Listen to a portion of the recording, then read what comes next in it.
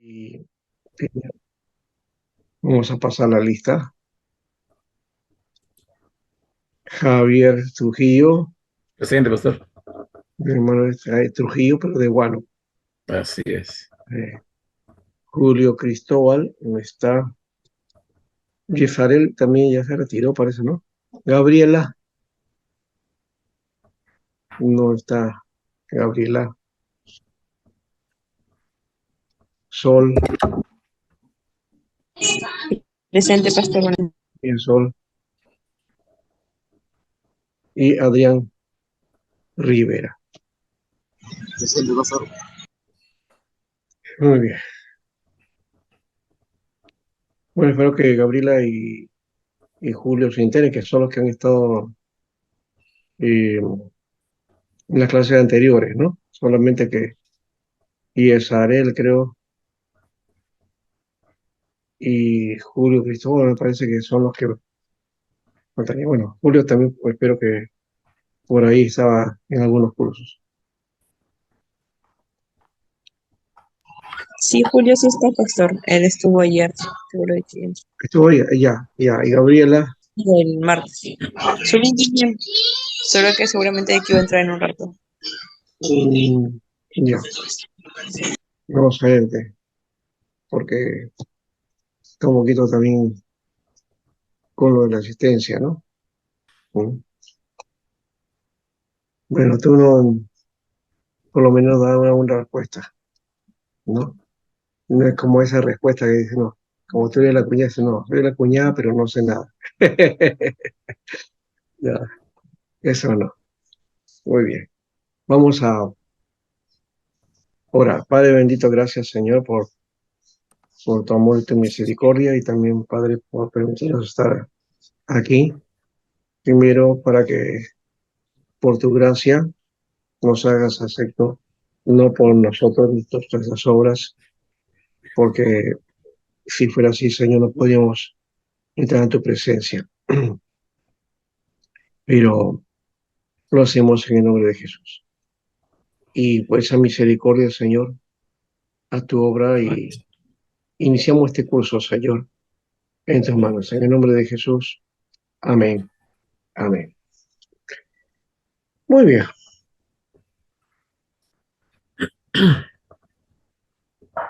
Bueno, en lo posible siempre tenga la cámara abierta, ¿no? Y así como está Javier, está Roger, eh, Adrián también por ahí, no sé si no lo he visto, pero está. Para cualquier cosa, también ustedes pueden intervenir en la clase, ¿no? O pueden interrumpir en un momento que sea necesario. Aunque generalmente siempre hacemos participación en preguntas, ¿no? En las tareas. Pero ahora, lo que vamos a hacer en este momento es presentar el sílabo, ¿no? El sílabo. Y aquí tenemos el material para este tiempo. Bueno, es el último también porque es el último curso del año, ¿no? El último curso del año, increíble, ¿eh? Parecía que estábamos así nomás, ahí, hace poco, iniciando, y ustedes también estaban empezando los estudios, ¿no? Sí, pastor. ¿No? Pero ¿qué tal? ¿Cómo se sienten ahora que están ya por terminar el último año? O el primer año, perdón, el último año, el primer año. Muy bendecido, pastor, muy bendecido con este nuevo método que usted nos avienta los libros, pastor, y tenemos que coger, guardar los libros en portables ahora para llevarlo al celular. Qué facilidad, pastor, qué facilidad. Ah, bueno, sí, les he Gracias, pastor. enviado una cantidad Gracias de por ello. libros que en la mayoría está en el sílabo, aunque no todo lo del sílabo lo he mandado, me parece, ¿ya? Al de Archer, por ejemplo, no lo he mandado, el de Arthur sí, este de acá también, el de el Klein no lo he mandado, el de Enros tampoco, y ¿qué más? El de Kaiser tampoco lo he mandado. Eh, Este de Loza tampoco he mandado. Y el de Bonrac, ¿no? Esos son los que no he mandado. Pero los demás sí. Los demás que básicamente están hablando de Pentateuco y sobre todo esta parte de la lectura, porque aquí vamos a trabajar, a tratar de trabajar de alguna manera intensa, ¿no? Presentando las lecturas respectivas. Y aquí eh, estoy presentando, bueno, lo hago primero, ¿no? Esto de las lecturas. Hay 5 lecturas. eh, es el libro sobre el Pentateuco o la Torá de Moisés Chávez, ¿ya? Solamente un autor, ¿no, pastor? Ese es un solo autor, ¿ya? Un solo Pero libro. vamos a mirar eh, en la primera lectura es de la página 1 al 8 y luego a la página 30 y 45, ¿no? La segunda lectura es de la página 9 al 15. Luego la tercera lectura es del 16 al 18. La cuarta lectura es del 19 al 22 y 23 al 26. Y la quinta es del 26 al 29. Básicamente, bueno, como son 2 momentos, por eso lo hemos puesto por separado, pero esto es del 19 al 26, en realidad. Eh, es un libro que está, digamos, explicando, bueno, no es un libro, es un material de Moisés Chávez que estructura bajo sus este, eh, estudios que ha hecho en Israel, la estructura del Pentateuco, hace digamos, afirmaciones antropológicas, teológicas, históricas, ¿no? Y elementos, digamos, de lo que es también religión comparada con el mundo semita. Entonces, esa parte es importante por ese motivo, ¿no? Nos da base a nosotros para encontrar una dimensión de lo que es el Pentateuco en su, digamos, en su sentido, ¿no? Eh, y el último, al final hay un trabajo, ¿no? Un trabajo monográfico a partir de estos 2 libros. Bueno, el uno es un artículo, el Pentateuco de Henry Caseles, ¿ya? Que es material bastante extenso, no es tan pequeño en realidad, ¿ya? Y el otro es el de Pentateuco, No, no, el Félix. libro escrito por Alejandro Félix Bota y Aida Calderón Pilarsky, ¿no? Bueno, son los editores en realidad, ¿no? De este libro. Eh, de eso yo he mandado en el WhatsApp, si se han dado cuenta, el hermano ya mencionó esto, he mandado a ustedes los libros, varios libros, pero los 3 últimos son los que van a trabajar ustedes, ¿no? Entonces, Amén. los 3 últimos, acá dice B, Torah, Pentateuco, ese es el libro de Moisés Chávez. Y luego los 2 últimos, el de Henry Caseles y el otro libro de Pentateuco, la Biblia hebrea en perspectiva latinoamericana, ¿no?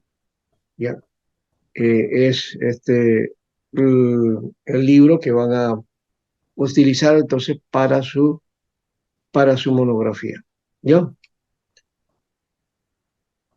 Por lo menos hemos ordenado desde esa perspectiva el material, ¿ya? ¿Se ha entendido? Amén. ¿Está claro esa parte? Sí, pastor, está claro. ¿Ya? Entonces ya saben acá, esto a partir de la próxima semana, entonces ya debe haber lecturas, ¿no? Miren que lo estoy haciendo, no son muchas, ¿no?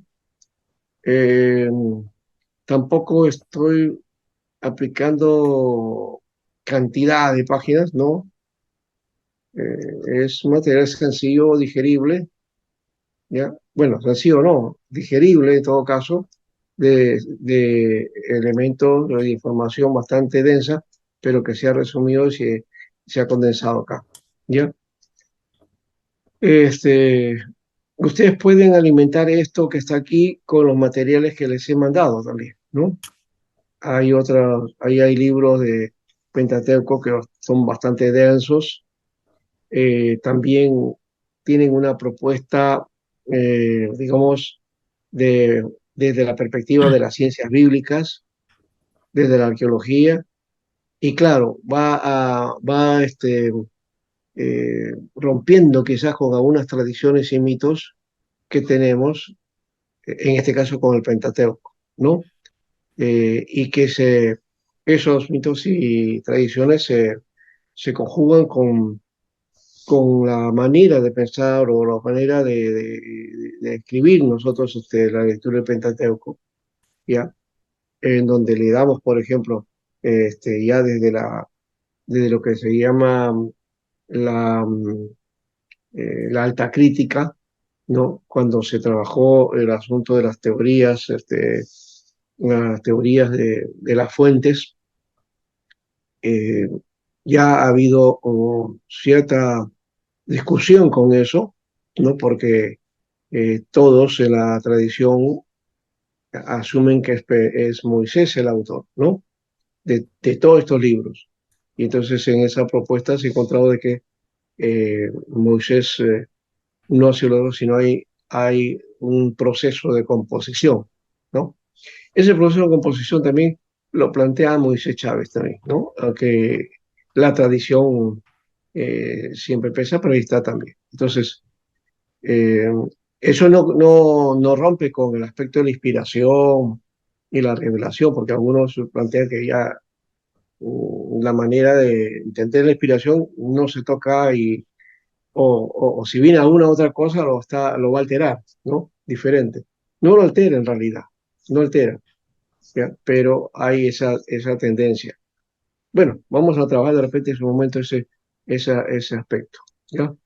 Bien, ahora, más allá de que tú, que ya lo lanzo en esta parte, ¿no? Que espero que se entienda bien porque no estamos haciendo ninguna aseveración de que el Pentateuco entonces es una construcción humana o algo así, ¿no?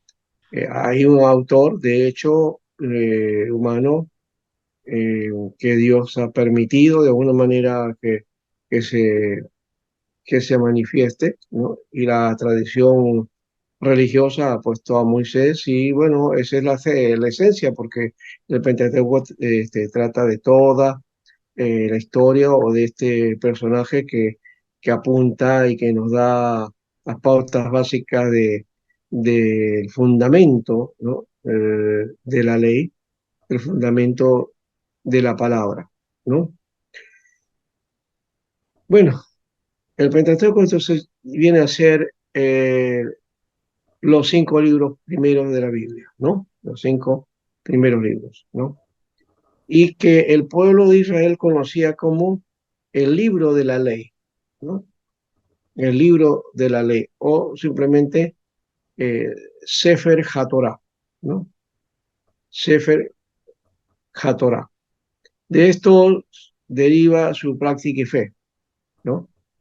Eh, Hasta ahora, ¿no? Es el fundamento de vida que tiene Israel y el judío, ¿no? Es la base entonces también para la religión judía o para el judaísmo, ¿no?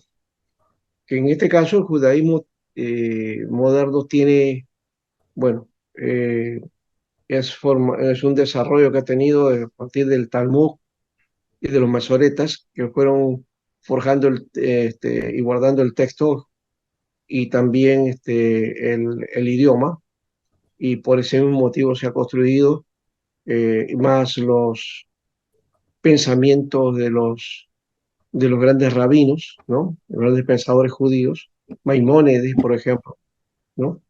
Y hay otros rabinos también que entonces forjaron el pensamiento, ¿no? A través de lo que se ha ido desarrollando, entonces la Torah viene a ser la base, pero acá viene un aspecto diferente al nuestro. Tienen la Torah escrita que está dentro del Tanakh, eso de su escrito del Antiguo Testamento, de lo que nosotros conocemos como Antiguo Testamento. Es, esa Torah es la Torah escrita, ¿no?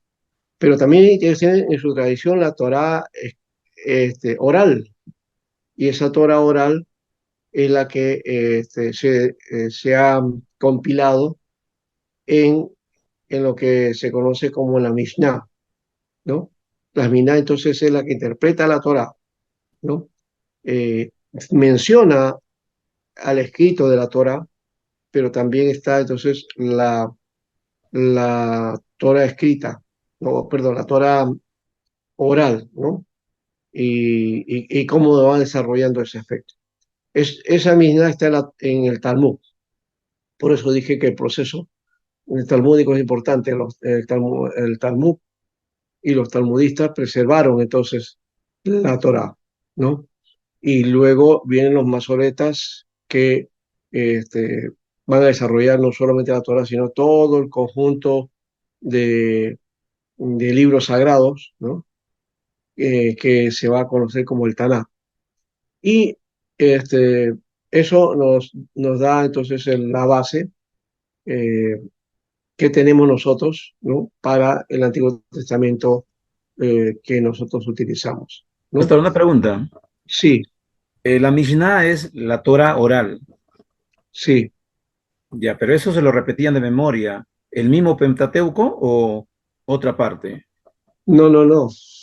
Este asunto de la memorización no es tanto de la Torah escrita como la oral, ¿no? Pero en Deuteronomio está la idea de la meditación, ahí está, ¿no? Del libro de la ley que no debía de apartarse, ¿no? Sino de meditar día y noche, ¿no? Deuteronomio capítulo 6 Sí, menciona tal eso, cual. ¿ya? Y hace diferencia, la misma Torá hace la diferencia entre la Torá que no se escribió y la Torá que se escribe, ¿no? Ah, ya. Dios le manda, le dice a Moisés, escribe esto en un libro, ¿no? ¿Ya? Y casi toda la historia y lo que tenía que ser la guianza del pueblo fue escrito. Pero también ese escrito fue interpretado y también la Torá viene a ser como, no sé si podemos plantearlo de esa manera, ¿no?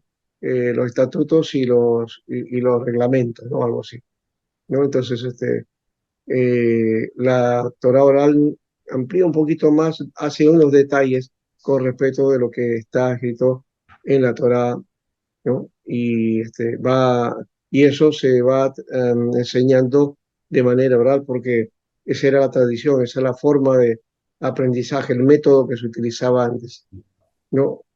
Un método que sirvió por varios siglos, ¿no? La memorización, ¿no? Antes se analizaba así y las tradiciones, las enseñanzas se pasaban de generación a generación por medio de qué? De la oralidad, ¿no? Eso era muy fuerte en las culturas antiguas. Hoy día la oralidad está de capa caída, ¿no? Y hasta los escritos están en capa caída porque la información que recibimos viene tergiversada siempre, ¿no? Las noticias, la información, los eventos, nos bombardean de tantas noticias que son falsas que ya no se sabe qué cosa es lo que es verdadero, ¿no?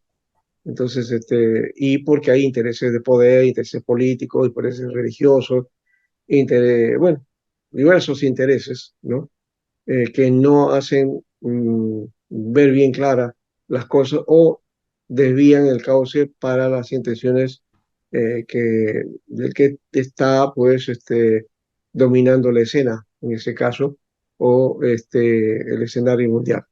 Bueno, eso es en el escenario mundial y también en cada nación, ¿no? En cada nación también hay sus propias situaciones, ¿no? Entonces, cada uno nos hacemos una esbozo de la realidad o lo que entendemos de lo que está pasando, ¿no? Y lo planteamos como si fuera la verdad, pero es nuestra verdad, nada más. Ese es el problema que tenemos en este mundo posmoderno, ¿no? Y ya no podemos, queremos buscar la verdad, pero cada uno tiene su verdad, ¿no? Y aquí habría que ver también ese aspecto de cómo el Pentateuco se plantea desde esa perspectiva también. Es la verdad para el pueblo judío, es la verdad para todos los demás pueblos, y en qué medida también, ¿no? Aplica esa perspectiva, ¿no? Y, por ejemplo, en la interpretación que se da en la Torá, o a la Torá o al Génesis, en este caso, eh, hay varias teorías, ¿no? Y dice que la Biblia habla de la creación, ya, y nos está relatando la creación. Y entonces cada vez que pasa el tiempo, dicen, bueno, aplicamos de acuerdo al conocimiento que hay, dice, bueno, ¿qué dice la Biblia? Ya, la Biblia decía esto ya desde hace tiempo, y bajo el conocimiento de ese tiempo, bueno, se va tratando de entender el propósito de lo que dice la Biblia. Pero la Biblia hay que verlo desde su magnitud, desde su momento, no desde el contexto en que nosotros interpretamos, porque los conocimientos van cambiando, ¿no? Y yo estoy convencido de que, por ejemplo, no podemos decir que la Biblia está hablándonos de las etapas de creación, ni que hay una especie de creacionismo científico o algo así, o aplicar la ciencia, ¿no? Y aplicando los procesos que aparecen en el Génesis. Eso es de alguna manera eso se llama concordismo, pero que se hace y a veces lo aceptamos, ¿no?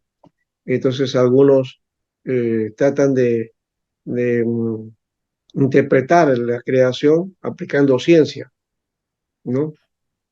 Y no se puede aplicar porque el Génesis está hablando de el relato, si en este caso eh, está mostrándonos el principio, ¿no? En fin, de cómo inició, cómo se inicia el universo y cómo aparece el hombre. No es la intención marcar etapas, no es la intención este, análisis científico, no tiene nada de eso el Pentateuco. Lo que tiene es entonces darnos a mostrar el principio inicial, que Dios es el creador, ¿no? Que Dios es el creador. Entonces, eh, todo lo que aparece ahí, primer día, segundo día, hasta el séptimo día, podríamos hacerlo como, digamos, como una fórmula que se va dando, ¿no? De ilustración acerca de la creación, ¿no? Entonces no es que ahí hay 7 días de creación horarias o que hay 7 etapas, digamos, de tiempo. No hay eso, porque no es la esencia o no es lo que quiere darnos a conocer el texto. Eso es de primero, ¿no? Bueno, de todas maneras vamos a ir a cómo lo planteamos acá. Acá tengo justamente el asunto de poder trabajar esto. Hoy vamos a tratar de proponer. Entonces aquí tenemos ya este aspecto. En la introducción entonces de este trabajo. Solamente estamos leyendo algo del sílabo. Como ya le di la lectura, entonces ya dejamos el sílabo. A ver si podemos, en el sílabo estábamos hablando en la sumilla. Acá se comprende el estudio de los 5 primeros libros, abarcando el aspecto literario, bueno, la paternidad, su composición, la evidencia de las escrituras. Eh, las hipótesis documentarias no los va a tocar, o quizás por ahí alguna lectura, análisis y estudio de cada libro, ¿no? Sintéticamente, y haciendo énfasis en su estructura, ¿no?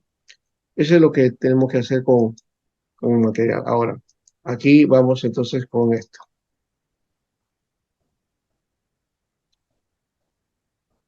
Eh, para,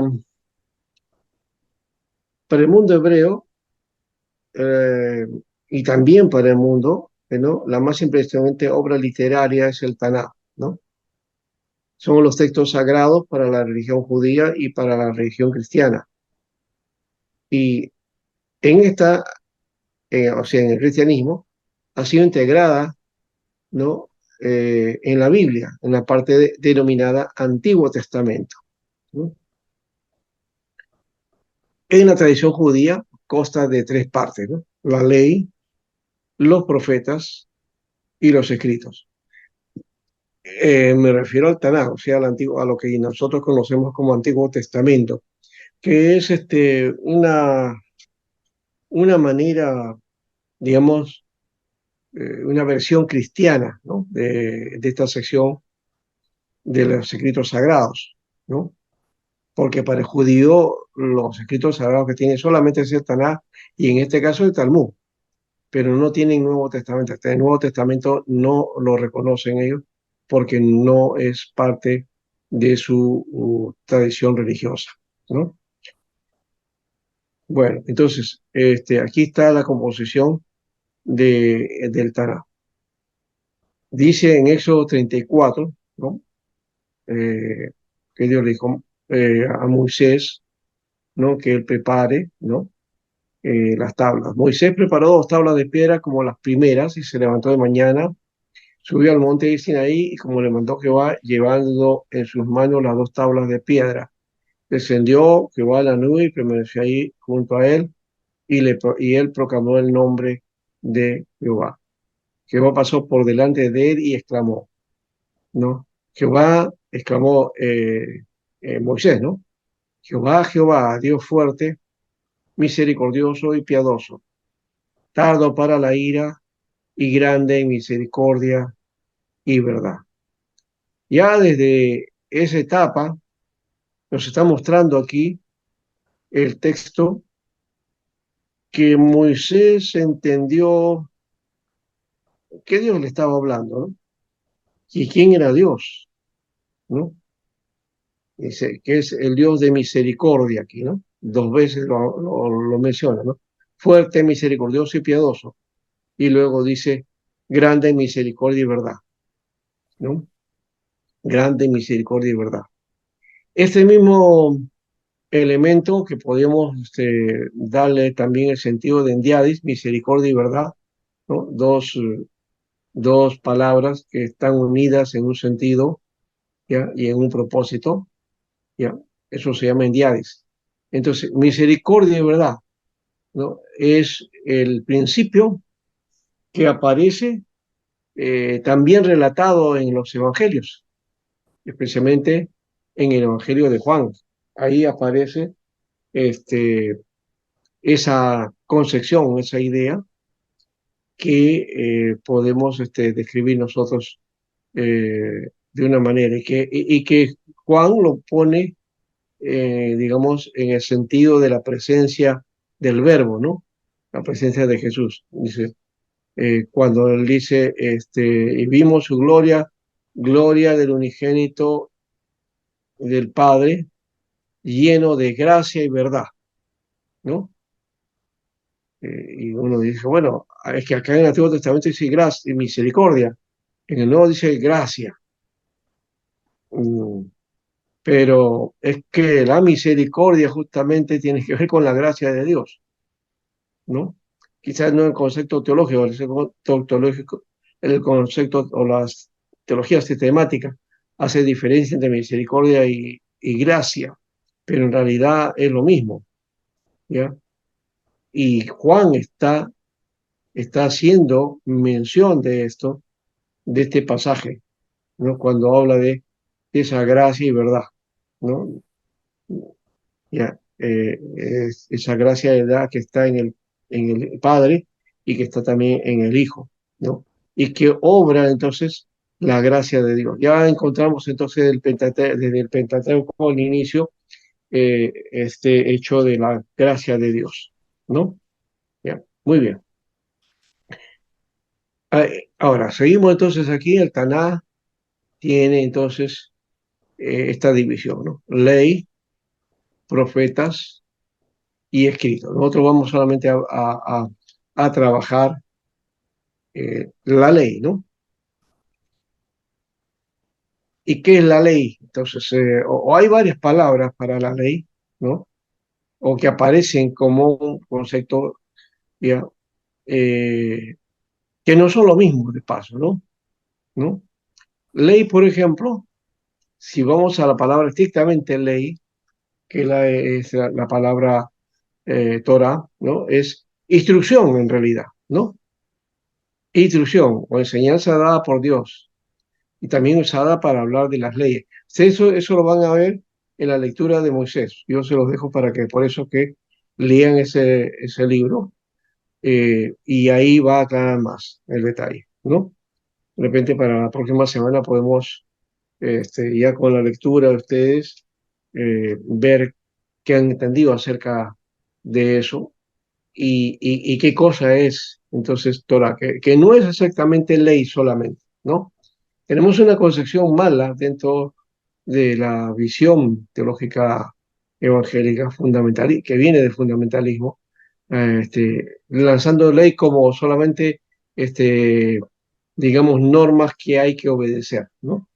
Y eso tendría que ver con mandamientos más bien, ¿no? O sea, el misbok, ¿no? El misbok, que es mandamiento.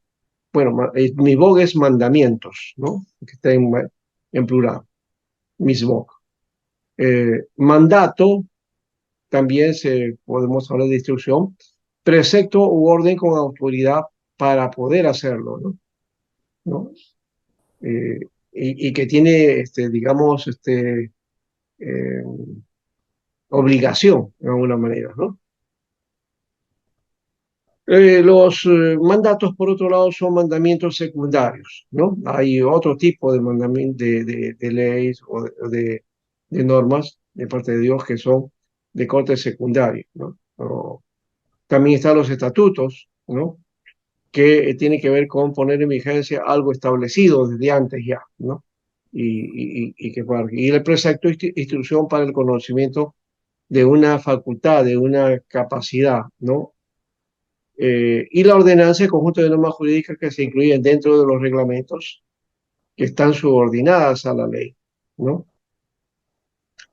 Y, y también desde esa perspectiva, los mandatos, estatutos, preceptos, también está lo que se conoce como las leyes consuetudinarias también, ¿no?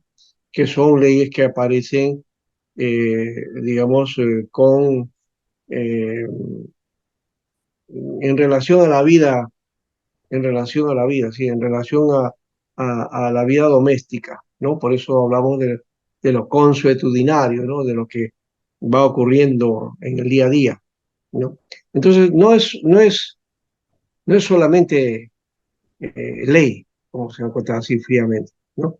Inclusive hasta podemos mencionar algo aquí, ¿no? Como un poquito avanzando al asunto.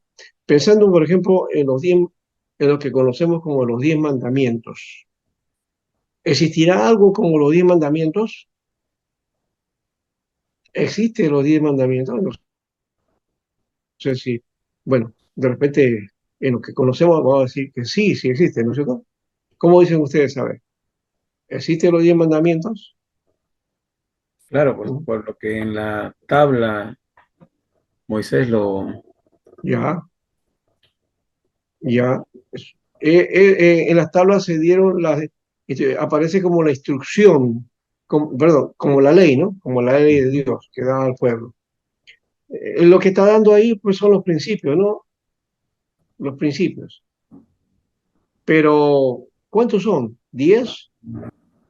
¿12? No hay un número en realidad. Y curiosamente ese número no aparece de paso en el texto. Lo vamos a ver en su momento. Me adelanto nomás. Pastor, pastor, creo que Eh, los 10 mandamientos, disculpe, es la ley moral, por eso es que es tan destacado. ya podría ser, claro, pero son estatutos que le da Dios al pueblo, ¿no? Como principios de vida, ¿no? Ya. Pero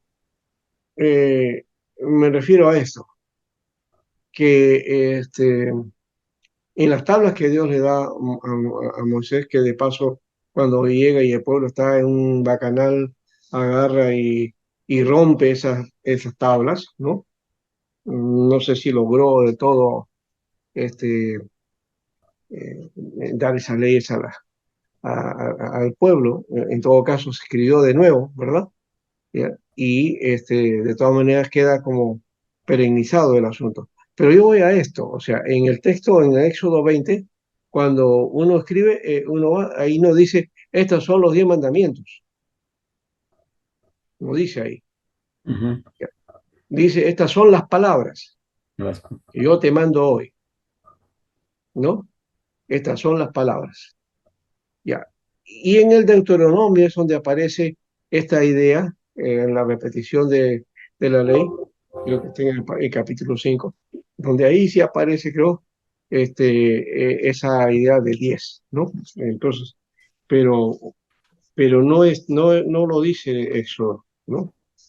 Bueno, más allá es una tradición que apunta a eso, hay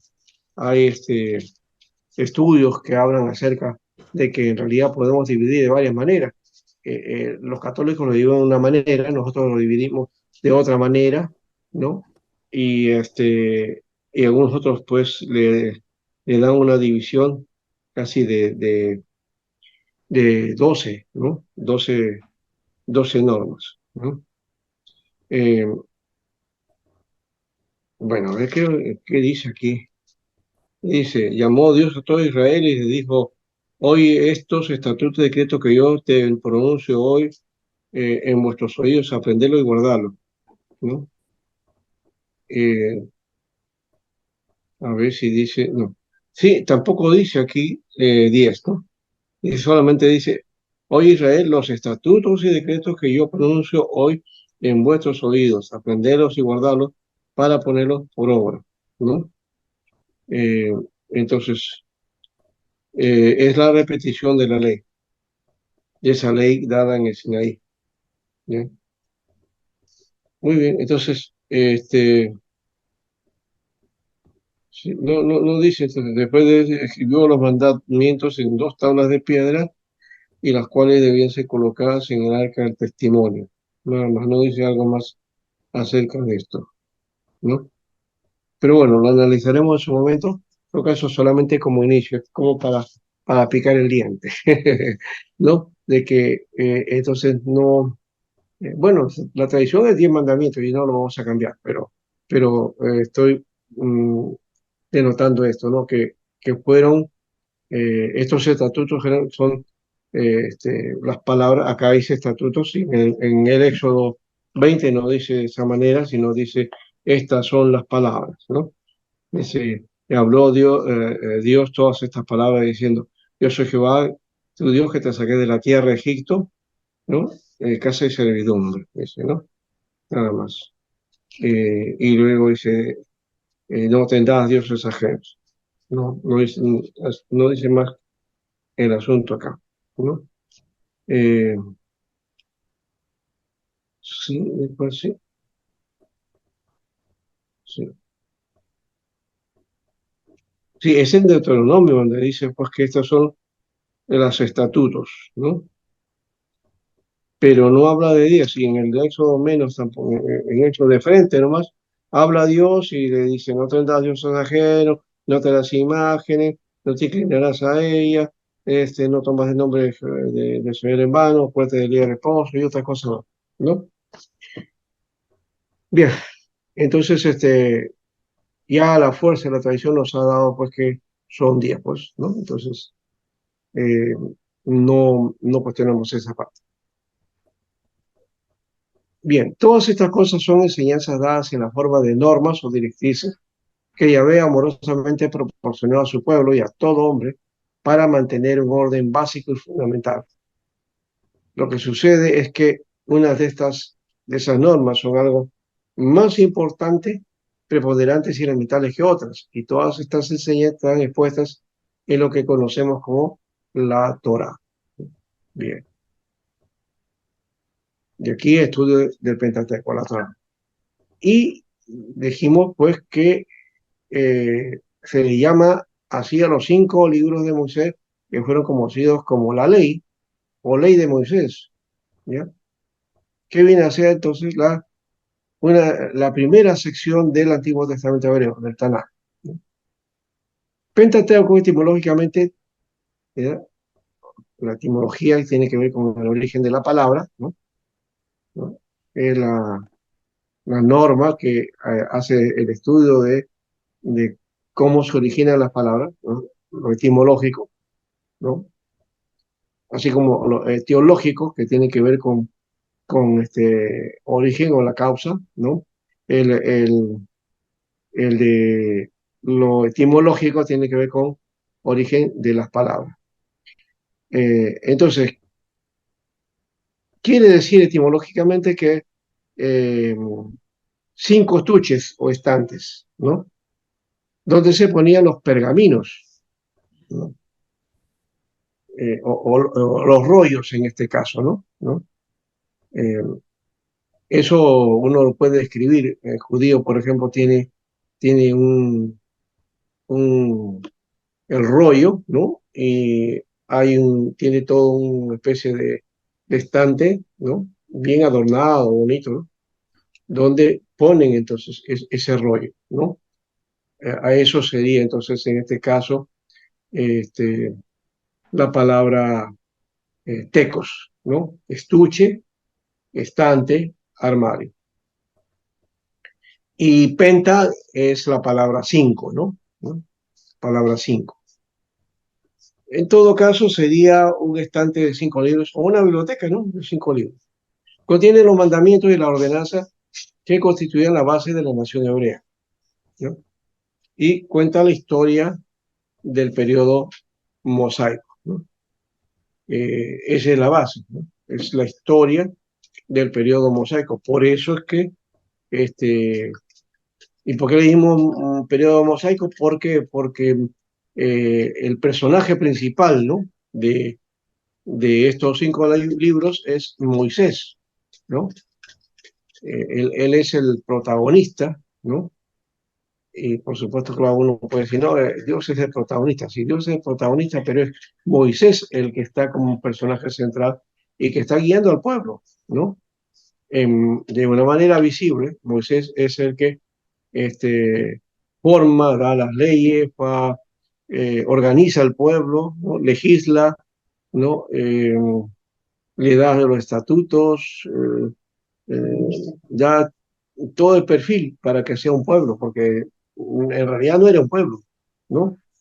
Era un grupo nada más de gentes que vivían en Egipto, que habían disociado de alguna manera, ¿no? Y que Moisés tuvo ese, digamos, ese encargo, ¿no? De unir y dar un perfil, un carácter, una personalidad, ¿no? Y hacer de alguna manera eh, que desarrolle esa nación, ¿no? Que desarrolle como pueblo, como nación, ¿no? Eso creo que es importante de notarlo, ¿ya? Entonces, es la historia del periodo mosaico, de ese esfuerzo de Moisés de crear de ese pueblo esclavo un pueblo libre, un pueblo libre, ¿ya?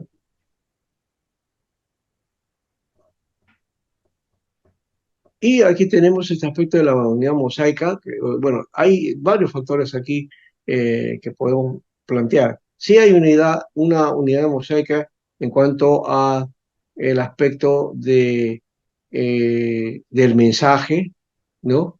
De lo que contiene, ¿no? Los conceptos, ¿no? Y también el aspecto de la organización del pueblo y todo eso, y bien, todo eso está correcto, pero también hay otros aspectos que de hecho enmarcan que este trabajo de Moisés, en todo caso, ¿no? O que nos ha venido a nosotros, ¿no? Como tradición de Moisés, es un documento que fue, digamos, terminado, ¿no? Su elaboración final en la época después, o digamos, por el siglo 7 antes de Cristo, más o menos, 8 antes de Cristo, y en la cautividad ya le dieron una pauta, ¿no? ¿No?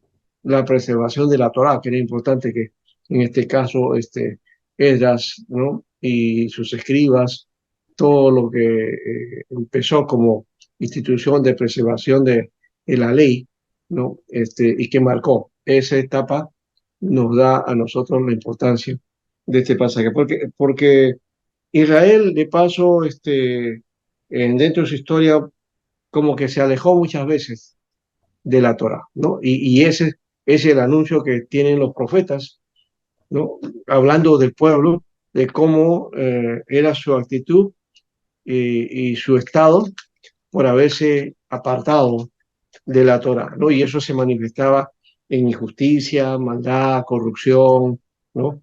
Desorganización política y religiosa o intereses de poder y todo ese tipo de cosas, ¿no? Por si acaso, cualquier parecido con la realidad aquí en nuestro país y fuera y en el mundo es pura coincidencia, ¿no? Porque parece que el corazón de los pueblos es así, ¿no? Es así. En Israel no es menos y tampoco digamos, en el mundo gentil, ¿no? O en el mundo en general. Bueno, entonces encontramos que hay coherencia. El escrito pertenece a un solo autor en el sentido del, ya hemos dicho, de la tradición, ¿no? ¿Ya? Y de la característica que tiene el libro, ¿ya? Pero con intervención de varios editores, decíamos, ¿no? O sea, que finalmente los que nos legaron estos libros han sido gente que, por supuesto, le daban mucho valor a esto y por eso que afirmaban a Moisés como el referente de estos documentos. Hay una evolución teológica y encierra un plan de redención humana envuelta en un alta moral. Eso se ve a lo largo de todo el libro. Recoge versiones orales de su época, más allá de la ley oral o la Torá escrita, ¿no? Entonces, sí, hay algunas cosas ahí, pero también hay algunos eh, elementos anacrónicos que aparecen en el texto que muestran que hay también descripciones de cosas que no eran de la época, sino que pertenecían a otro tiempo. Por ejemplo, el hecho de que Abraham se ve que en las caravanas tienen camellos y en la época de Abraham no había camellos. Por lo menos no se ha encontrado eso, ¿no? Eh, Puede ser que más adelante arqueólogos encuentren el resto de camellos de la época de Moisés, puede ser, perdón, de la época de Abraham, estoy hablando, de la época de Abraham. El concepto monoteísta resalta siendo contrario a las ideas de su época. Bueno, pero ese concepto monoteísta en realidad viene desde cuando ellos vienen de, de Babilonia, porque hasta antes eran bien politeístas, ¿no? Bien politeístas. Y la Torá trataba justamente de promover la idea de único Dios, pero Israel siempre se iba pues para otros dioses. Eso está en la historia de Israel, ¿no? Eso lo vemos, el caso de Osea nos pinta claramente esa condición, ¿no? No es ajeno a eso, a los profetas, es el dolor de los profetas ver a Israel que se iba y tras de dioses ajenos, ¿no? Y no es que dejaban a Jehová, porque también adoraban, y eso lo vemos en la época de Jeremías, ¿no? Jeremías veía la condición del pueblo que le coqueteaba a los dioses, pero también estaba con Dios, y por eso, pensando en que por la práctica de los sacrificios y digamos, del cuidado de las ceremonias en el templo, ¿no? Y las fiestas que tenía ahí, llevaban a Jerusalén, ¿no? Como el centro espiritual, y entonces Israel estaba contento y decía, pues, templo de Jehová es esto, templo de Jehová. Y eso les dice Jeremías. Ustedes dicen que es así, pero no, dice, ¿no? Este es templo de los demonios, de los dioses, ¿no? Israel se había apartado de su Dios, ¿no? Es la misma condición que está ahora, por si acaso. Algunos piensan que está con Dios. Hay mucha tendencia y, como dije al comienzo, mucha información más que no es correcta y se lanzan cosas que no son, ¿no? Hay una idea, digamos, muy, muy sacralizada de Israel, que creen que Israel ahí pues es el pueblo de Dios, nadie peca, no hay malas cosas, ¿no? Ahí está prohibida la inmoralidad y todo eso. Eso no es verdad, ¿no? Ahí se manifiesta todo lo que se manifiesta en otras naciones, igualito, ¿no? Sino como una muestra entre la, la marcha del orgullo gay más grande del mundo se hace en Tel Aviv, para que muestren Sí. nomás ese hecho, Ujú. ¿no? Entonces no es entonces Israel, pues, eh, la niña de los ojos de Dios, ni que es a la que hay que apoyar, ¿no? Porque está con Dios. No, no está con Dios. Y además no creen en Jesús como Mesías, ¿no? Rechazan a Jesús como Mesías, ¿no? Que ese es lo más fuerte y lo más terrible que tienen hasta ahora, ¿no? Bueno, esa es la Pastor, una dificultad pregunta, para ellos. ¿Ah? una pregunta. Sí, sí. ¿Por qué el pueblo semita dentro de Israel apoya a los palestinos? No entiendo ese aspecto. Hay muchos judíos que están apoyando porque lo que está haciendo Israel es una injusticia, Ujú. ¿ya?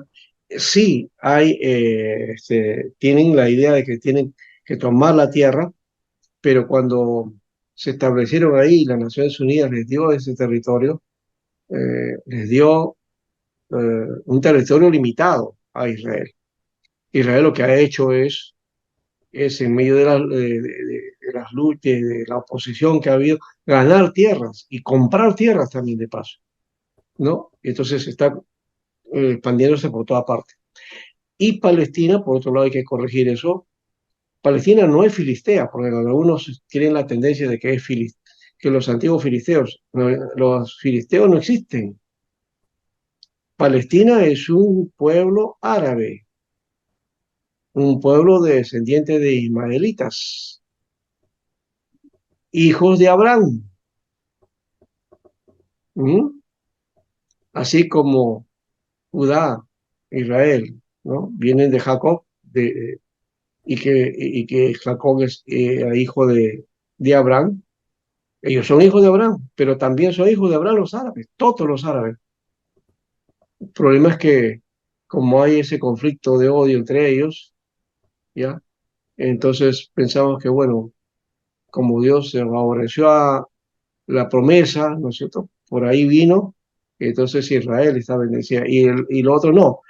Pero uno se da cuenta, va a la Biblia y se encuentra que también hay promesas para Ismael. Y Dios le dijo que de él será una gran nación, ¿no? Y naciones, ¿no? Y poseerán también tierra, y les daré también lugar. Entonces, de hecho, que pertenece a eso, pues, lastimosamente, este pueblo de nómades árabes que poblaron ese territorio, cuando las Naciones Unidas establece ahí el territorio para Israel y a Israel como nación, Palestina quedó en el aire, aunque tenía un lugar como para estar, ¿no? Pero no muy bien establecido porque todavía Palestina no estaba reconocida como nación. Ahora sí está reconocida, ¿ya? Pero no tiene territorio. Y lo que tenía lo ha ido perdiendo. Y Israel lo ha desplazado a esa franja que le llaman la franja de Gaza, donde están encerrados ahí, pues, ¿no? ¿No? Por el ejército israelita hace muchos años, por muchos años están así. Y hay una tensión terrible en ese lugar. Así que eso de jamás es un pretexto simplemente para digamos, el objetivo que tiene, ¿no? Que es desaparecer Palestina. Ese es el objetivo de Israel. Y el objetivo de los palestinos y de los árabes en general es desaparecer Israel. Mm. O sea que hay es un odio terrible, es un odio de familia, ¿no? ¿No? Que hay que orar por los dos, en todo caso, hay que orar para que eso que ahí no nada tiene que ver con asuntos de señales del fin y profecías cumplidas, nada que ver. Simplemente es un lío que habrá que ver cómo se va resolviendo ese aspecto, ¿no? Pero por lo menos Israel no quiere transar, ¿no? Y quiere tomar Gaza, ¿no? Y con eso ya se tomaría todo el territorio, Sí, todo pues. sería para Israel. Y ya no, lo único que le faltaría es al final tomar toda Jerusalén, ¿no? Y bueno, como, digamos, como una nobleza o como misericordia les dieron Belén, ¿no? Belén ahorita es territorio palestino, ¿no? Por eso que algunos en internet aparece diciendo que Jesús es palestino. No, no, no, un momentito. Que Belén hoy sea Palestina no significa que Jesús sea nació en Palestina. Jesús nació cuando eso era parte de Judá, ¿no? Entonces, creo que hay que conocer un poco la historia. Bueno, eso nada más, eso es le dejas abierto, es una abertura, una forma o una visión diferente quizás. No todos los pastores piensan así. La mayoría Pastor, de pastores son de corte una pregunta. fundamentalista, piensan de esta manera. Sí, Eh, ¿Usted cree que Israel es el reloj profético o no? la Biblia no dice eso. Ok, No hay el reloj profético. ¿Sabe cuál es el reloj profético? Es Jesús. vale, vale. No, no, sí, es Jesús que es. como hay muchos pastores que suelen decir eso. Y Está como mal eso. usted dice, Es un mal vale, concepto, esa es una concepción que no es evangélica, no es bíblica, ¿ya? Posible. Atribuir a Israel como reloj de Dios cuando el reloj de Dios es Jesús, la presencia de Jesús, ¿ya? Eso es lo que, digamos, hace la diferencia. No es Israel. La historia no está dividida entre antes de Israel y después de Israel, no. La historia está dividida entre antes de Cristo y después de Cristo. ¿Mm? Entonces, Israel no es el reloj de Dios, ¿ya? Esa es una tendencia del fundamentalismo norteamericano, ¿ya? Que tiene una tendencia sionista, ¿no? Ese Sionista. es, esa es la idea, ¿no?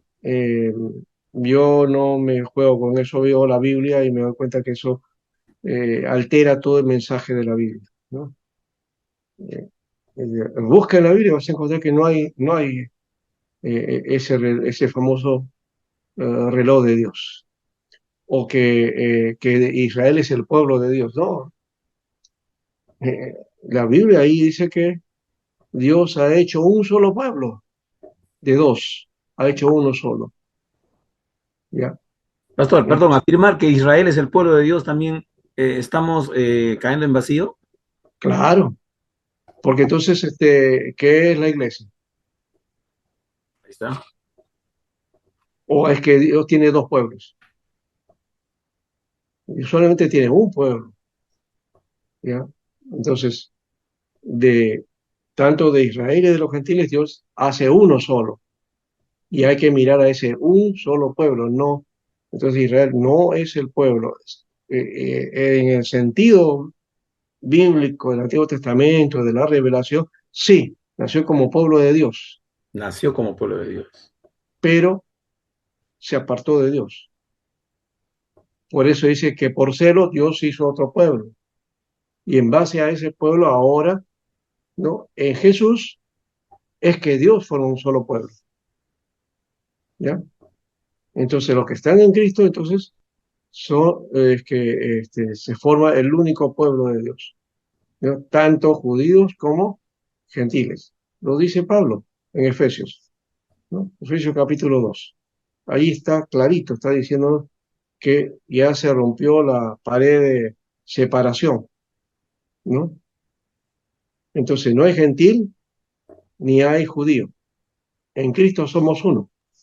Pastor, pero cuando Amén. Isaías habla que fuimos plantados al olivo silvestre, fuimos plantados. Bueno, ese es otro elemento, pero Otro también ese elemento del olivo tiene que ver con la promesa que se le dio a Israel, claro, ¿ya? Pero ahí viene el otro detalle. Israel no es el árbol, ¿no? Jesús. El árbol es Jesús, ¿ya? Es el Salvador, el Mesías. Él pastor, y es el tronco, el pabilo que humea es Jesucristo también. claro. El que no es Israel, ¿ya? Sino que es eh, Israel está representándose ahí, ¿ya? Pero así como fue desechado, también las ramas serán desechadas si no estamos ligados a la rama. Y Jesús lo dice, ¿eh?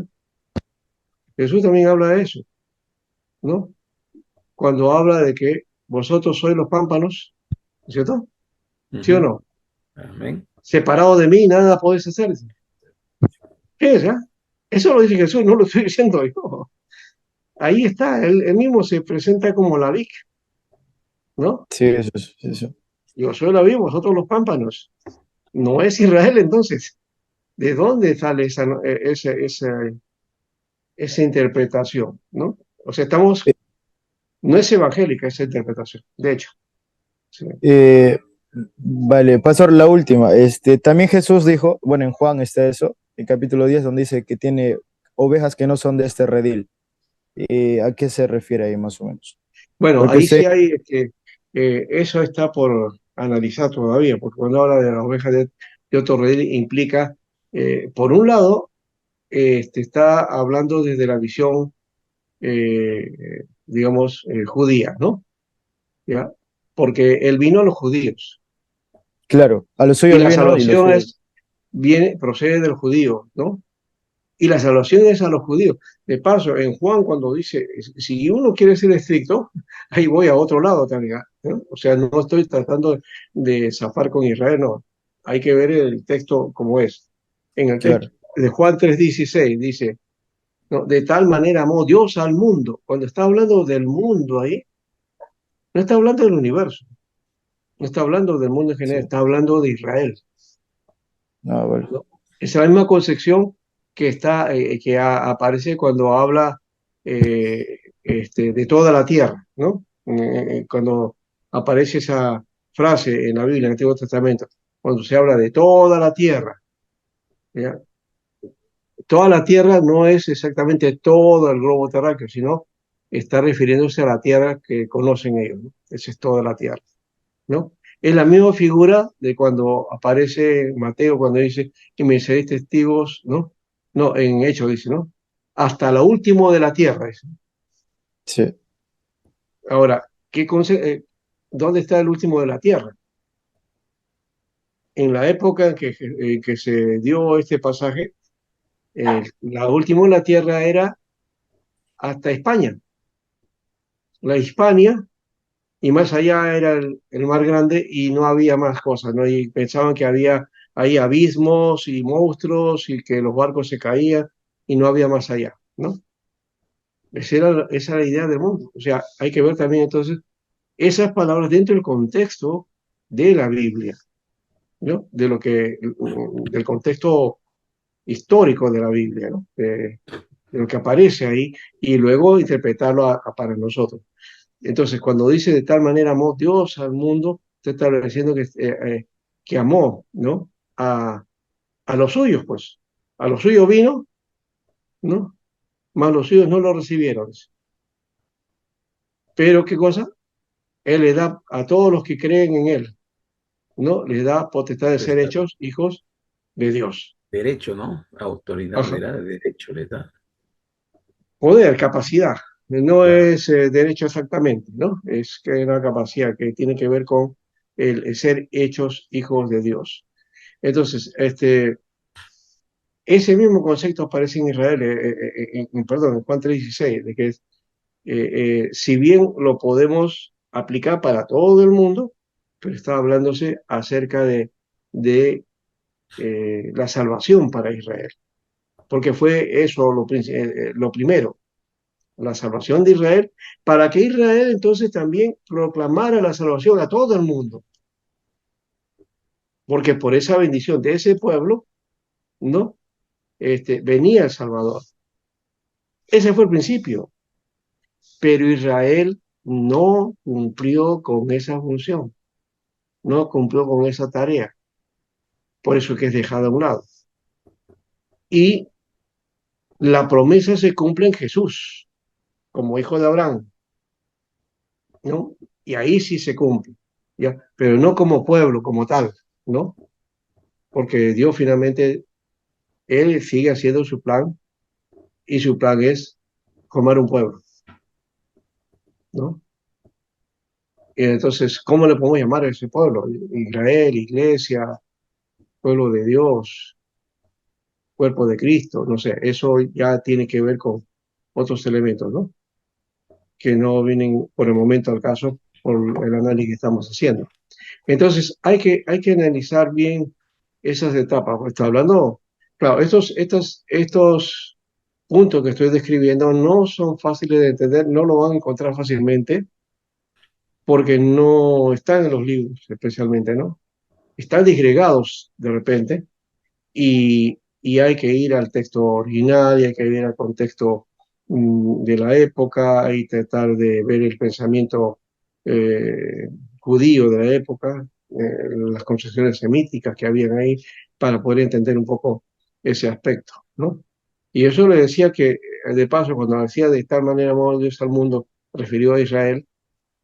Recuerden, Mateo, cuando el ángel está hablándole en sueños a José, ¿qué le dice?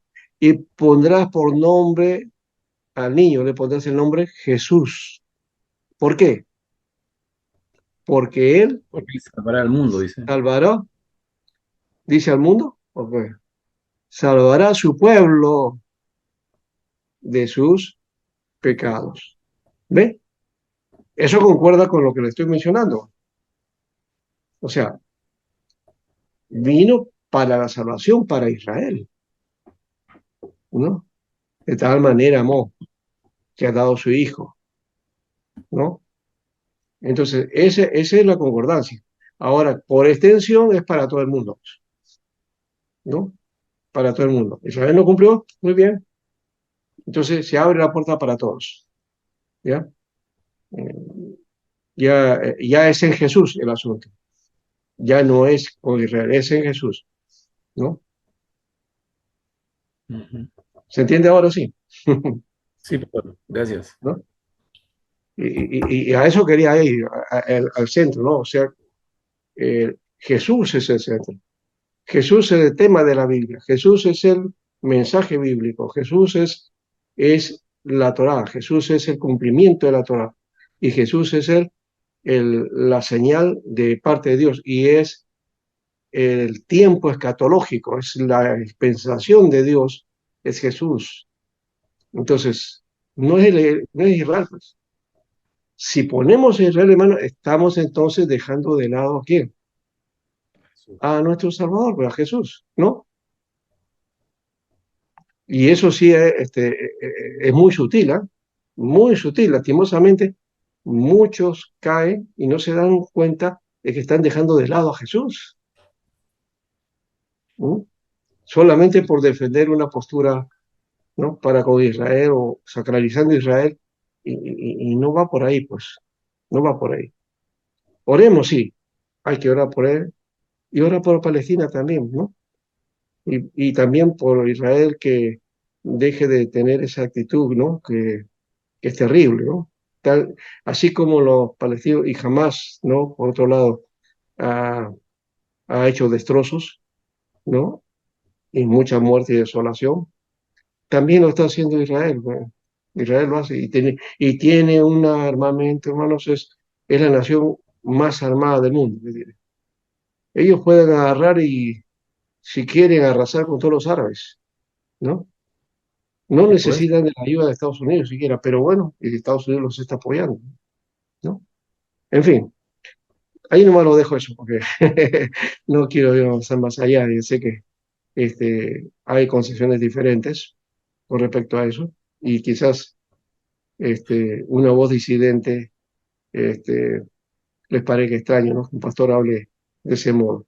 No soy el único, por si acaso, ¿no? ¿No? Hay muchos pastores, biblistas, y que analizan bien las situaciones y que no están con ese discurso, ¿no? Que es el que más se ha esparcido por todas las redes y por todas las noticias, ¿no? Bueno, bueno, seguimos ahora, ¿no?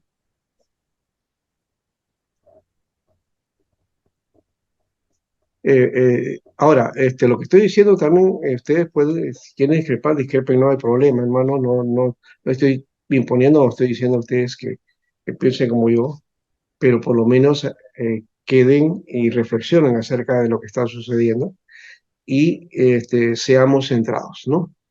Seamos centrados. Lutero siempre hablaba de que él cuando iba a la Biblia encontraba a Jesús en todos los pasajes, en cada capítulo, en cada versículo encontraba a Cristo, decía, ¿no? Y creo que esa centralidad es importante de notarla. Más allá de que Lutero era, eh, que también tenía un defecto, ¿no? Que él atacó a los judíos, o sea, era contrario a los judíos. Y de él viene también inclusive ese pretexto que usó Hitler, ¿no? Que él decía que los judíos mataron a Jesús, ¿no? Y entonces Hitler dice, porque los judíos mataron a Jesús, entonces ahí vino su plan, ¿no? ¿No? Bueno, eso es un pretexto que no sé si fue verdad, ¿no? Bien, evidencias internas ahora, ¿no? El Pentateuco fue escrito en el desierto, hay palabras y giros idiomáticos, sí. El escrito se ve, por lo menos, la narración es de un testigo ocular, ¿no? ¿No? Un testigo que está viendo los acontecimientos, ¿no? Fue escrito por alguien que conoce la cultura de su tiempo. Bueno, es cierto también esa parte, y los editores apoyan eso. Tienen mucho arcaísmo, palabras muy antiguas y costumbres ancestrales, pero también hay arcaísmo en el sentido de, no, ¿cómo se llama? Palabras anacrónicas, porque como hemos dicho hay algunas cosas que se atribuyen que no son de la época. Eso también puede ser porque los copistas hayan puesto también una palabra para poder actualizar o darle otro sentido, ¿no? Bueno, refleja profundidad y madurez teológica. Y que los profetas del Antiguo Testamento teologizaron a la luz del pensamiento teológico de Pentateuco, por ser el comienzo de la revelación que va desarrollándose hasta completarse en el último libro de la Biblia. Pero no solamente por eso, porque también tomaron como fuente de base y de revelación al Pentateuco. Yo siempre he dicho de esta manera, que el Pentateuco es el centro, ¿ya? Y la base de la instrucción de parte de Dios. Dios da el Pentateuco, la Torah como estatutos para Israel, ¿ya? Y en la Torah también habla acerca del pacto. Entonces Dios hace un pacto con Israel, les da las leyes, les da la instrucción y que ellos tienen que caminar en eso. Muy bien, en la historia de Israel, Israel se apartaba, ¿no? Y quebrantaba el pacto. ¿Qué hacían? Surgían los profetas denunciando eso, ¿no? Y entonces los profetas denuncian la actitud que tiene el pueblo frente a la ley, ¿no? Y los escritos también hablan de eso. O sea que todo se centra en la Torá, en realidad. Todo se centra en la Torá. Y cuando viene Jesús, él dice, sea la Torá también, ¿no? Al final, los evangelios también muestran eso, ¿no? Que Jesús como el principio de todo, ¿no? Es la Torá, ¿no? La Torá viviente en ese caso. Muy bien. Y para ir al descanso, la teología del Pentateuco es teología monoteísta. Dios es Dios y no hay otro. Su sistema está basado en la teocracia, el gobierno de Dios en el pueblo, ¿ya? La teología tiene base en una religión sobrenatural, hay milagros, señales, prodigios, y vemos que también es una teología en evolución o en desarrollo, en progreso, que nos habla de la redención del hombre, ¿no? Entonces, el, el Pentateuco es más bien una teología en desarrollo, ¿no? ¿No? En progresión, es la revelación progresiva, El digamos así. Pentateuco, pastor, ¿no? El Pentateuco Claro, es la se va, teología en desarrollo, ¿no? Hasta el sí, cumplimiento en Cristo. claro, porque habla también de Cristo. Sí, claro, si vamos a ver toda la Biblia de esa manera, pero si hablamos solamente del Pentateuco, entonces vamos a encontrar que hay un desarrollo. O sea, no hay, no podemos tomar el texto tanto del Antiguo como de cualquier parte del Antiguo Testamento como base para afirmar una cosa, porque muchas veces eso corresponde a la época o al tiempo. Por ejemplo, Mm. la, este aspecto de, de la carta de repudio, por ejemplo, ¿no? Que Dios permitió a Moisés mandar carta de repudio, que la práctica de los judíos en las parejas, pues el hombre pedía carta de divorcio y ya, y podía hacerlo, ¿no? Pero eso no era parte del proceso. Y Ya. tampoco podemos poner ahora nosotros decir, ya, como ahí dice la Biblia que puedo hacer eso, entonces también acá en esta época lo hago también, ¿no? No. O el otro caso también, ¿no? El apedreamiento, ¿no? Por Ujú. casos de adulterio, por ejemplo, ¿no? ¿No? O por desobediencia del hijo. Ahí Del Hijo. en la ley está establecido eso, ¿no? Que un hijo desobedece a su padre, pues el padre lo puede apedrear, lo puede matar. Eso ya no sería práctico hoy día, ¿no? Entonces hay cosas que hay que tener cuidado, ¿no? Con respecto, no todo entonces viene a ser pues enseñanza que podamos poner en práctica para hoy, ¿no? Bien, ¿alguna otra cosita? Pastor, este, Sí, en esto de que es una teología en evolución, con respecto a eso de que es una teología en evolución, se podría decir de que en todo caso el Pentateuco no se puede interpretar, si se quiere, literalmente, no se podría interpretar literalmente. no, Hace, no, ya, eh, hace un momento usted mencionó, ¿no? Sobre, por ejemplo, sobre el tema de la creación, ¿no? Y ya, yo he escuchado, por ejemplo, ¿no? Justamente eso, ¿no? Acerca del tema de entrando en la parte, en el tema de la creación y entrando en el tema de Adán y Eva, que incluso hasta la Biblia, esa parte, estos capítulos de Génesis pueden mostrar hasta tres tipos de origen, ¿no? Tres tipos de origen del hombre. ujú, Por ejemplo, en el primero dice, no, Dios creó, en el principio creó Dios al hombre, varón y hembra los creó. Después en el otro capítulo se interpreta, ¿no? La iglesia interpreta diciendo de que que Dios tomó de la costilla, de la costilla del hombre a Eva. O sea, yo, por ejemplo, en la congregación donde estaba en algún momento, en algún momento han dicho eso, ¿no?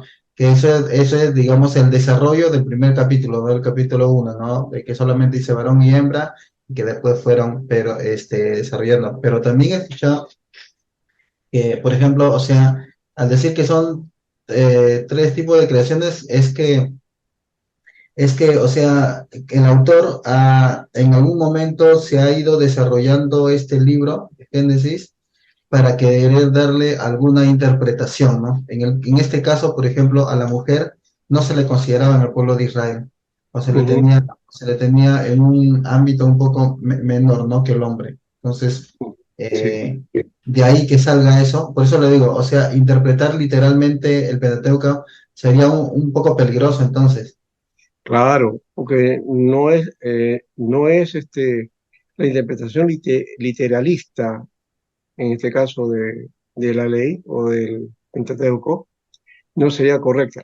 Hay algunos aspectos que podemos trabajar literalmente, pero aquí hay mucha ilustración, muchas analogías que se manejan, ya, simbologías también, ya. Eh, el hecho, por ejemplo, ya que mencionaste a Adán, la palabra Adán, que nosotros lo tomamos como nombre, en realidad no es un nombre, Sombra. ¿ah? La palabra Adán de, viene de la palabra Adamá, que significa tierra, ¿no? Entonces es el hombre que ha sido sacado de la tierra, ¿no? Adán. Y Adán es con M al final, ¿no? Claro, en castellano lo ponemos con N, pero es con M, Adán. Y Adán en también se puede traducir como humanidad, humanidad. Entonces, ese personaje, Adán, está representando a la humanidad, ¿no? Y Eva es madre de los vivientes, ¿no? La generadora de los vivientes, de los hombres, ¿no? Entonces, eh, eso es lo que significa, ¿no? Entonces, no es Eva exactamente, ¿no? Un hombre, ¿no? Ya posteriormente lo hemos utilizado así, ¿no? Eva y Adán como nombres, ¿no? ¿Ya? Pero es una forma de identificar la humanidad, ¿no? Entonces, ahí, con eso no estoy diciendo que no son personajes o que no han sido reales, sino que estamos hablando de la representación, de aquello que representa la humanidad al final, ¿no? Y Génesis 1:28 nos muestra eso también, ¿no? De que pueblen la tierra, ¿no? ¿No? Que hagan humanidad, que hagan sociedad. Entonces ellos son, potencialmente está la humanidad ahí, ¿no? Presentados. Cierto que esa humanidad de Adán pues desapareció en la época de Noé, ¿no? Y a partir de Noé empieza la otra rama, pero de todas maneras hay una relación porque el resto que quedó, de los 8 que quedaron, ¿no? De Noé, ¿no? También proceden de Adán, ¿no? Entonces, 8 de la línea de Adán hicieron toda la humanidad, ¿no? Entonces, por ahí va, ¿no? Eso es por lo menos para darnos el asunto de desarrollo. Por eso esa idea también, hay que ver también el contexto, ¿no? Por ejemplo, cuando dice, y fue la tarde y la mañana del día tanto, ¿no? Está hablando en el contexto del mundo oriental, que el día, ¿no? Empieza en la tarde, ¿no? A las 6 de la tarde, ¿ya? Y la mañana viene y luego termina, pues, a las 5 de la tarde el día, ¿no? No es como nosotros, que el día termina a las 12 de la noche, ¿no? Y empieza un nuevo día, ¿no? No, para el judío es a las 6 de la tarde, ¿ya? 6 de la tarde ya es otro día, ¿ya? Entonces, esa es la concepción semita del mundo. Está hablando en esa función, ¿te das cuenta? Por eso que no aparece, y fue el día y la noche, ¿no? De un día, no dice así. Sí dice, fue la tarde y la mañana, ¿no? Entonces, es otro detalle también para ver que está en esa dimensión de esa cultura y su forma de ver el mundo, ¿no? De, del mundo semita, ¿no? ¿No? Y sobre todo desde la perspectiva, pues, de la Mesopotamia y las costumbres que habían de ahí, ¿no? Hay muchas cosas que se muestran ahí de, de ese tiempo, ¿no? Y la carga que hay en relación con, por ejemplo, con otras historias parecidas, ¿no? Como la de Gilgamesh, ¿no? El nuevo babilónico, digamos, ¿no? Y el otro es el Enuma Elish. El Enuma Elish es el mito del origen del mundo dentro de la Mesopotamia, ¿no? Entonces la Biblia como que el, la Torá es como una especie de respuesta a eso, ¿no? Mostrando a Dios, porque la otra versión habla de la creación hecha por los dioses. La Biblia habla de Dios, nada más, ¿no? Más allá de algunos que tratan de ver ahí en el Elohim también, ¿no? Sí, ahí hay varios dioses, ¿no? Y otros que hablan acerca de que el Elohim está hablando del conjunto de Dios, de la divinidad, que es Dios con su esposa. Ya eso ya otra cosa también, ¿no? Son elementos que inclusive usando arqueología y todo tratan de escribir así, ¿no? Pero me parece que no va por ese lado, ¿no? Porque la Biblia habla de la presentación y la revelación del Dios único, ¿no? Que muestra que es el creador, ¿no? Desde ahí, por eso se procede en la Torá, en el Génesis, a mostrar a Dios como en el comienzo de todo, ¿no? en el origen de todo, que es la causa de todo, ¿no? Eso creo que es algo que debemos afirmar siempre, ¿no? Bueno, vamos al descanso. No sé si hay alguna pregunta. ¿Cómo han quedado ustedes? ¿Les ha llamado la atención esto? ¿Es nuevo? ¿Extraño? ¿Cómo lo digieren? No sé, vamos a ver. Espero Es que sea tentador, bueno, ¿no? pues, Porque esa es la idea que tenemos, ¿no? Mm, O que por lo menos he tratado de centralizar todo en lo que el mensaje finalmente de la Biblia plantea, ¿no? El centro de todo es Jesús, ¿no? El Hijo de Dios. Muy bien. Sol no dice nada. aquí había Ya, Yo impactada con los... estoy ahí, es nuevo, pero estoy ahí escuchando las cosas, tratando de ya. entender todo. Te Muy bien. reaccionando todo lo que aprendió. ¿Así? Sí, Está muy bien, Roy. Ya, entonces, sí, eso es bueno. Y bueno, tenemos en una clase, estamos de noche, pero tenemos sol. Le decimos ahí en broma sol, ¿no? El, el sol sale de noche acá en el seminario de la Cristo P. ¿Ya? Bueno, nos vemos entonces dentro de unos minutos. Vamos a gracias. tener un descanso, ¿ya? Mate. De 15 minutos, ¿ya? Gracias.